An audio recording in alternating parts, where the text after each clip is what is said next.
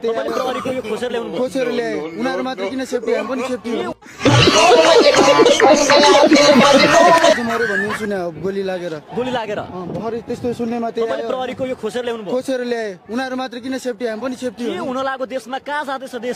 देश अब राजा आउँछ अनि देश परिवर्तन हुन्छ जबसम्म राजा आउँदैन तबसम्म यो फटाए केपी प्रचण्डे होइन शेरबहादुर यिनीहरू ठग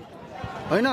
नेपालको पैसा लगेर बाहिर इन्भेस्ट गर्छन् खातेहरू हो यिनीहरू बुझ्नु भएन त्यही भएर यिनीहरूको एउटा बाउ चाहियो क्या बाउ नभए बाउ भएन भने बिग्रिन्छ कि बिग्रिँदैन बिग्रिन्छ नि त त्यसै गरी राजा अब बाउ बनेर आउँछ यिनीहरूको ग्यास त खाए यहाँ आउने जनताहरूले आज गोली पनि खान तयार मलाई हान्छ म खान्छु मलाई हान्छ म खान्छु ल गोली खान म गोली खाएर यदि नेपाल राम्रो हुन्छ राजा आउँछ भने मेरो देश नेपालको लागि हो अरू केही होइन मेरो मलाई मार्छ देशको लागि देशको संरक्षणको लागि हामी जस्तो युवा हेर्नु हामी जस्तो युवा कति विदेशतिर छन् क्लिनर यो त्यो दुबई खाडी मुलुकमा हो